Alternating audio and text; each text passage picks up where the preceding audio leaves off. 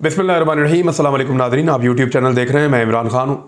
इमरान खान साहब की पार्टी ने एक तो बड़ा काम डाल दिया है और इसका जवाब देना पड़ेगा इम्पोर्टेड सरकार को। ये बहुत बुरी तरह फंस गए हैं और ये एक ऐसी चीज़ है जिसका जवाब ना तो शहबाज शरीफ के पास है, ना उसकी कैबिनेट के पास है और ना इनको लाने वालों के पास है। बल्कि अगर ये सवाल उठाया गया और कानूनी नुक्ता नज़र से उठाया गया तो शरीफ ख़ानदान को इसकी पॉलिटिकल कीमत भी देनी पड़ेगी और वैसे भी उनको कीमत अदा करनी पड़ेगी कानूनी नुक्ता नज़र से भी। एक खबर ये आपको मैं बताऊंगा, दूसरा को बताऊंगा कि यूक्रेन और अमेरिका की जो मुश्तरका लड़ाई है रूस के ख़िलाफ़, उसमें रशिया के ख़िलाफ़ अमेरिका ने अब तक क्या किया है, ये लड़ाई कहाँ तक पहुँची है। क्योंकि जब आपको पहले मैं रिपोर्ट कर रहा था कि यूक्रेन और रशिया की लड़ाई में कौन जीत रहा है, कौन हार रहा है, कौन कितने इलाके ले रहा है, तो उस वक्त सूरत हाल ये थी कि एक पाकिस्तान में जंग शुरू हो गई, हालात पाकिस्तान के अंदर रिजीम चेंज की तरफ चले गए, तो हमें अपनी पड़ गई और हम यहाँ पे पाकिस्तान के अंदर कवरेज करना हमने शुरू कर दी। जो यूक्रेन का और रशिया का मामला था इंटरनेशनल, जिसके ऊपर हम रोज़ाना एक वीडियो बनाते थे और देखते थे कि रूस कहाँ तक पहुँचा, यूक्रेन क्या कर रहा है, अमेरिका कहाँ मदद कर रहा है, चाइना किधर खड़ा है, ये जब सारी चीज़ें हम डिस्कस कर रहे थे वो फिर पीछे कहीं रह गया। आज उसकी जो लेटेस्ट अपडेट्स हैं वो मैं आपको बताना शुरू करूँगा आज से और वक्तन फ़वक्तन आपको आगाह करता रहूँगा, थोड़ा थोड़ा करके चीज़ें आपको बताते रहेंगे। इसके अलावा जो है वो एक और ख़बर ये है कि रूसी सदर का एक बहुत बड़ा बयान सामने आया है और इस बयान में भी पाकिस्तानियों के लिए एक बहुत बड़ा पैगाम है, अगर पाकिस्तानी उस पैगाम को रिसीव करें तो पहली खबर शुरू करते हैं। यूक्रेन को अमेरिका और इत्तेहादी ममालिक ने अब तक कौन कौन से हथियार दिए हैं, ये सबसे बड़ी खबर इस लड़ाई के हवाले से मैं आपको बता रहा हूँ।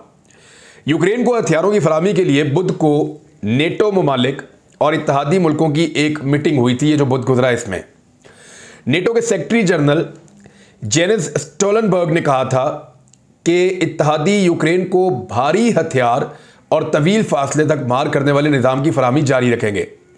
24 फरवरी को रूसी हमले के बाद से यूक्रेन को कम से कम 28 ममालिक से अरबों डॉलर मालियत के हथियार और फौजी साजो सामान मिल चुका है। हथियार फराहम करने में कौन कौन से ममालिक शामिल हैं, ये एक बड़ा सवाल है। यूक्रेन को फौजी इमदाद फराहम करने वाले 28 ममालिक में से 25 नेटो के ममालिक हैं, जिनमें अमेरिका और बरतानिया सरफहरिस्त हैं। सबसे ज़्यादा हथियार ये दोनों मुल्क दे रहे हैं और ये कीव को जदीद तरीन हथियार जैसे कि रॉकेट लॉन्चर सिस्टम और दीगर बहुत सारी चीज़ें फराहम कर रहे हैं। इसके अलावा जो मुल्क हथियार दे रहे हैं उनमें तुर्की, Sweden, Spain, Slovenia, Slovakia, Romania, पुर्तगाल, पोलैंड, नॉर्वे, मकदूनिया और नीदरलैंड, लक्समबर्ग और लिथुआनिया, इटली, यूनान, Germany, France, Finland, Estonia, Denmark, चेक रिपब्लिक, ऑस्ट्रेलिया, बेल्जियम, कनाडा और क्रोएशिया, ये ममालिक इसके अंदर शामिल है जो हथियार दे रहे हैं यूक्रेन को। तो बहुत बड़ी तादाद में ममालिक, जिनमें 25 मुल्क तो नेटो के हैं, 3 नेटो के बाहर के हैं, ये सारे हथियार दे रहे हैं किसको, यूक्रेन को, लड़ने के लिए रशिया के खिलाफ। और जिस पागलपन के साथ ये हथियार दिए जा रहे हैं, ऐसा लगता है कि रशिया को बिल्कुल दीवार के साथ लगाने का प्लान है, लेकिन रूस का भी अपना प्लान है, वो भी आपके सामने मैं रखूंगा। और वो बहुत बड़े दिल के साथ ये लड़ाई लड़ रहे हैं, उन्होंने बहुत सारी फतह हासिल की है। ये हथियार रशिया का क्या बिगाड़ सकते हैं, ये एक बड़ा सवाल है। और रशिया ने क्या जो अचीव करना था वो कर लिया है, इनके ऊपर हम रोशनी डालते जाएंगे वीलॉग्स के अंदर। चीज़ें दोबारा से क्योंकि सामने लेकर आनी है तो थोड़ा टाइम लगेगा। यूक्रेन को कौन से हथियार मिले हैं, ये बड़ा सवाल है। कौन सी ऐसी चीज़ें हैं जो अमेरिका, यूरोप उनको दे रहा है या नेटो दे रहा है कि इनसे आप लड़ो तो रशिया को आप शिकस्त दे सकते हो। तो देखें, टैंक्स वगैरह अब नहीं मिल रहे और टैंक मिलने भी नहीं चाहिए क्योंकि टैंक्स आउटडेटेड हो चुके हैं। हमने गुज़िश्ता साल जब लड़ाई हुई अज़रबैजान की और आर्मीनिया की, तो हमने ये देखा कि टैंक्स का काम ख़त्म हो गया, टैंक्स अब काम नहीं करते। एक ड्रोन जो है वो 10 टैंकों के ऊपर भारी होता है। तो अब जो हथियार दिए जा रहे हैं, ज़रा ये देख लें आप, यूक्रेन को भेजी जाने वाली फौजी इमदाद और हथियारों के साथ साथ मज़ीद जदीद आलात भी शामिल हैं। इन हथियारों में आर्टिलरी, एंटी एयरक्राफ्ट वेपन्स और एंटी टैंक वेपन्स, 455 से ज़्यादा बख्तरबंद गाड़ियाँ, 800 से ज़्यादा ड्रोन्स तैयार है। ये जो ड्रोन्स हैं इनमें बहुत सारे तुर्की के बने हुए हैं, 12 आपको बताता हूँ वो कौन से हैं। तो 800 से ज़्यादा ड्रोन्स दिए जा रहे हैं, 20 के करीब हेलीकॉप्टर हैं, 108 हुटीजर हैं और छोटे हथियार मौजूद हैं। 51 मिलियन गोला बारूद के यूनिट हैं, 51 मिलियन, यानी 5 करोड़ से ज़्यादा, 5 करोड़ 10 लाख के करीब जो है वो छोटे गोले हथियार जो फेंकने वाला एमुनिशन है वो दिया गया है, और साथ ही साथ K220 आर्टिलरी राउंड्स भी दिए गए हैं, और बॉडी आर्मर ये भी साथ शामिल है। एंटी एयरक्राफ्ट वेपन और एंटी टैंक वेपन कौन से हैं? कंधे से फायर, कंधे पे रख के जो फायर करते हैं लॉन्चर, उसको मैन पैड सिस्टम कहते हैं, वो भी इनको दिया गया है। और इसके अलावा हार्पून एंटी शिप मिसाइल दिया गया है, स्टिंगर मिसाइल दिए गए हैं, जेवलियन एंटी टैंक मिसाइल दिए गए हैं, मिलान एंटी टैंक गाइडेड मिसाइल दिया गया है, चीता एंटी एयरक्राफ्ट मिसाइल दिया गया है, और यूक्रेन के पास ये रखवाए गए हैं सारे हथियार। कुछ शराइत भी हैं इन हथियारों को इस्तेमाल करने के लिए, और वो ये हैं कि ये हथियार कभी भी जाकर रूसी सरजमीन पर नहीं गिरेंगे। अगर वहां जाके गिरते हैं तो फिर रशिया की इन मुल्कों के साथ जंग शुरू हो जाएगी, और ये सारे मुल्क रशिया से नहीं लड़ना चाहते। ये सारे मुल्क चाहते हैं कि यूक्रेन इन मुल्कों के हथियारों के साथ इनकी लड़ाई रूस के खिलाफ लड़े। यही हथियार हम देते हैं, जो वहां पे लड़ने वाले हैं वो यूक्रेनी होने चाहिए, और वो लड़े रूस के साथ, और हम हथियार दे देते हैं। लेकिन रशियंस के साथ हमारी लड़ाई नहीं होनी चाहिए, नौबत नहीं आनी चाहिए। तो रशिया को मैक्सिमम एंगेज करने की कोशिश की जा रही है। ड्रोन्स जो है वो तुर्की के जो बैरक्तार TB2 ये जंगी ड्रोन्स हैं, ये तुर्की के, और तुर्की ड्रोन आपको याद होगा इस्तेमाल किए थे आर्मीनिया के खिलाफ। आज़रबाईजान ने उनको बड़ी कामयाबी मिली थी, वो तुर्की और इसराइल के ड्रोन इस्तेमाल कर रहे थे। अमेरिका के बनाए गए फैंकस घोस्ट टैक्टिकल ड्रोन्स और पोबा बगैर पायलट के फजाई निज़ाम ये यूक्रेन के हवाले किए गए ड्रोन्स में शामिल है। हेलीकॉप्टर भी दिए गए हैं, और अमेरिका ने और चेक रिपब्लिक ने यूक्रेन को Mi-24 हमला आवर हेलीकॉप्टर भेजे हैं। छोटे हथियारों में बहुत सारे ममालिक यूक्रेन को खुद कार राइफलें दे रहे हैं, मशीन गनें दे रहे हैं, असॉल्ट राइफल्स दे रहे हैं, स्नाइपर राइफल्स दे रहे हैं, सब मशीन गन्स दे रहे हैं, पिस्तौल और गोला बारूद भेज रहे हैं। ज़्यादातर मुल्क जो हैं, जो 25, 27, 28 मुल्कों के नाम आए हुए हैं, ज़्यादातर वही हैं जो क्लाशनकोफें भेज रहे हैं, M4 भेज रहे हैं, इसी किस्म की जो छोटी राइफलें होती हैं खुद कार चलने वाली, या पिस्टल्स हैं या उनकी गोलियां हैं, वो ये चीज़ें भेज रहे हैं। जो मेन हथियार देने वाले हैं वो आपको पता है कि फ्रांस, अमेरिका, बरतानिया, ये वो ममालिक हैं जो ज़्यादा और बड़े हथियार फ्राहम कर सकते हैं। चेक रिपब्लिक एज वेल। अब इसके अलावा पिछले हफ्ते बरतानिया ने ऐलान किया कि वो यूक्रेन को M270 एक से ज़्यादा लॉन्च करने वाले रॉकेट सिस्टम देगा, जो 80 किलोमीटर तक दूर अपने हदफ को निशाना बना सकते हैं। अब यहां पे तस्वीर भी मौजूद है मेरे पास, जो हथियार दिए गए हैं यूक्रेन को। अमेरिका ने कौन कौन से हथियार दिए, ये सबसे बड़ा सवाल है। तो अमेरिका ने जो टोटल मदद का ऐलान किया है हथियारों की मद में और वैसे भी यूक्रेन के लिए, वो $24 अरब की मदद है। ये बहुत बड़ी रकम है। पाकिस्तान में टोटल जो चाइना की इन्वेस्टमेंट थी वो $46 अरब थी। टोटल इन्वेस्टमेंट पूरा पाकिस्तान का नक्शा बदल सकता है। लेकिन ये सिर्फ लड़ाई के लिए, आप ये देखें, किसी मुल्क को तरक्की के लिए, तामीर के लिए $54 अरब नहीं देंगे। लड़ाई के लिए किसी मुल्क को $54 अरब दे देंगे, वो लड़ाई में इनका बेनिफिट, मुनाफा बहुत बड़ा होता है। और यूक्रेन को ये पैसे फिर वापस भरने भी पड़ेंगे मुख्तलिफ सूरतों में। आज तो वो जंग लड़ रहे हैं, उनको ये चीज़ें चाहिए। तो high mobility artillery rocket system और गोला बारूद ये दिया है अमेरिका ने। 5 दिए हैं आर्टिलरी रडार, 2 फिजाई निगरानी के रडार दिए हैं, 1000 जेवलियंस और 50 कमांड लॉन्च यूनिट्स दिए हैं, 6000 एंटी आर्मर हथियार दिए हैं, 15,000 155 mm आर्टिलरी राउंड्स दिए हैं, 4 Mi-17 हेलीकॉप्टर दिए हैं, 15 टैक्टिकल गाड़ियां दी हैं, और स्पेयर पार्ट्स और दीगर सामान भी उन्होंने साथ फराहम किया है अमेरिका ने। जो यूक्रेन के सदर हैं ज़ेलेंस्की, उन्होंने बारहा मगरबी ममालिक से मुतालबा किया है कि वो यूक्रेन को मजीद हथियार दें और जदीद हथियार दें। 1 जून को जो बाइडन इंतजामिया ने कहा कि वो यूक्रेन को high mobility artillery rocket system सिर्फ इस शर्त के ऊपर देंगे कि हमारा कोई भी जो मिसाइल है या हमारा रॉकेट है वो रूसी हद के अंदर जाकर नहीं गिरेगा, सरहद के पार कहीं रूस के इलाके में जाकर नहीं गिरेगा। सिर्फ रूसी अफवाज को अगर निशाना बनाना है तो वो यूक्रेन की सरजमीन के अंदर उस रॉकेट को इस्तेमाल करें, वरना ये तो अमेरिका की रशिया के साथ एक नई लड़ाई शुरू हो जाएगी। और उसके अलावा एक हाई टेक रॉकेट लॉन्चर, बहुत बड़ा सिस्टम होता है, वो भी उन्होंने दिया है, जो 80 किलोमीटर की रेंज में अहदाफ को निशाना बना सकता है।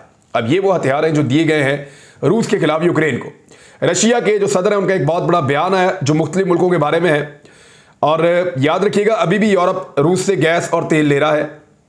रूस ने नई मार्केटें ढूंढ ली हैं जिनमें चाइना, भारत और जो एशियन मार्केट है उसको अब वो कैप्चर कर रहा है और उनको सस्ता फ्यूल दे रहा है। यहाँ पे उसको किराया भी कम पड़ता है, तो इस मार्केट को काबू कर रहा है रशिया, गैस के लिए, फ्यूल के लिए, फ्यूचर की मार्केट के लिए। तो भारत और चाइना तो ले रहे हैं उनसे, पाकिस्तान ने जो है वो बुजदिली दिखाई है, इवन श्रीलंकन दलेर निकले हैं वो भी ले रहे हैं। रूसी सदर का बड़ा बयान ये है कि अमेरिका दलेर हुक्मरानों वाले मुमालिक को धमका नहीं सकता। अब ये बयान उन्होंने किसी के लिए भी दिया हो, लेकिन पाकिस्तान के ऊपर सच साबित होता है। सुने जरा बयान, फिर आप खुद ही फैसला कर लें। मकामी मीडिया रिपोर्ट के मुताबिक रूसी सदर व्लादिमीर पुतिन ने कहा कि रूस के साथ ताउन करने वाले इन ममालिक को ब्लैकमेल नहीं किया जा सकता जिनकी क़यादत मजबूत रहनुमा कर रहे हैं। ये कोई खबर नहीं है कि जो भी ममालिक रूस के साथ काम जारी रखना चाहते हैं और रूस के साथ काम कर रहे हैं वो अमेरिका और यूरोप की जानिब से दबाव का शिकार नहीं है, बल्कि ये एक हकीकत है कि इन ममालिक को अमेरिका की जानिब से ब्लैकमेल किया जा रहा है। यानी इंडिया को, चाइना को, ये सेंट्रल एशिया के मुल्कों को या यूरोपियन ममालिक को रूस के साथ कारोबारी ज़िंदगी आगे बढ़ाने के लिए अमेरिका दबाव में डालता है, और वो ये रूसी सदर कह रहा है। उन्होंने कहा कि जिन ममालिक के रहनुमा मजबूत हैं उन्हें धमकाया नहीं जा सकता, जैसे इमरान खान को वो नहीं धमका पा रहे थे। सदर पुतिन का कहना था कि अमेरिका कभी कभी बराह रास्त धमकियों पर उतर आता है, जैसा कि पाकिस्तान को भी एक साइफर आ गया था। लेकिन इस तरह की ब्लैकमेलिंग का मतलब मजबूत लीडरों के ज़ेरे क़यादत ममालिक के खिलाफ कुछ भी नहीं है, जो अपने मुल्क के अपने कौमी मफादात को दूसरों के मफादात पर फोकियत देते हैं। ये बात इमरान खान ने क्या कहा थोड़े दिन पहले, वही बात की जो आज रूसी सदर कह रहा है। इमरान खान ने कहा कि भाई मैं दुनिया को ठीक करने का ठेका नहीं लिया हुआ था, मैं इस मुल्क का वज़ीर आज़म बना था, यहां पे मुझे वोट पड़े थे, मैंने अपने लोगों के मफाद के लिए काम करना था, या मैं अमेरिका के और यूक्रेन के और रूस के और बाकी मुल्कों के मफाद के लिए काम करता रहता। तो ये बात कर रहे हैं कि जो लोग अपने मुल्क का मफाद देखते हैं, लेकिन इस तरह की ब्लैकमेलिंग का मतलब मजबूत लीडरों के ज़ेरे क़यादत ममालिक के खिलाफ कुछ भी नहीं निकलता, उनको नहीं ब्लैकमेल किया जा सकता। वो अपने मुल्कों के मफाद का सोचते हैं, दूसरों के मफाद का नहीं सोचते। उन्होंने मजीद कहा कि रूस ऐसे ममालिक के साथ इक़्तिसादी ताउन को फ़रोग देगा। यानी ये पाकिस्तान को जो उन्होंने ना किया ना चिट्टा इनकार कि दौड़ जाओ, कोई नहीं है तेल, भाग जाओ यहां से, तुम वही लोग हो ना जिनकी हुकूमत थी पहले और तुम लोगों ने गैस का मुआहदा हमारे साथ नहीं किया था अमेरिका के कहने के ऊपर, और अब तुम आ गए हो तेल लेने के लिए, तो दौड़ जाओ यहां से। तो वो उन्होंने अब प्रैक्टिकली ये बताया है कि ऐसे ममालिक के साथ इक़्तिसादी ताउन करेगा जो मुल्क अमेरिकी दबाव के बावजूद हमारे साथ चलना चाहेंगे और उनके साथ मनसूबों को फ़रोग देगा। रूस इन ममालिक के साथ ताउन जारी रखेगा जो दबाव के बावजूद रूस में अपनी कार्रवाइयाँ जारी रखे हुए हैं। यानी कार्रवाइयों में मुराद है कि तजारत, लेना देना, कारोबार, बाकी सारी चीज़ें उन्होंने जारी रखी हुई हैं। तो ये रशियन प्रेसिडेंट का एक पैगाम है, समझा जाए तो पाकिस्तान के ऊपर बिल्कुल सच साबित होता है। पाकिस्तान तहरीक इंसाफ ने, मैंने जो आपको पहले खबर दी थी, एक बिजली गिरा दी है पीडीएम की हुकूमत के ऊपर, या खासतौर पर शरीफ खानदान के ऊपर। उन्होंने एक खत लिखा है और एक मामला उठा दिया है। तहरीक इंसाफ ने वज़ीर आज़म शहबाज शरीफ के बैरून मुल्क दौरे में मुजरिम बेटे को इजलासों में हिस्सा बनाने का मामला उठा दिया है। दिलीप अब्बास ने सदर पाकिस्तान आरिफ अलवी साहब को और चीफ जस्टिस उमर अता बंदयाल साहब को अलग अलग खतूत अरसाल किए हैं, जिसमें वज़ीर आज़म के बैरून मुल्क दौरे में मुजरिम बेटे को इजलासों का हिस्सा बनाने का मामला उठाया गया है। खत में कहा गया कि 28 अप्रैल को वज़ीर आज़म 3 रोज़ा दौरे पर सऊदी अरब गए।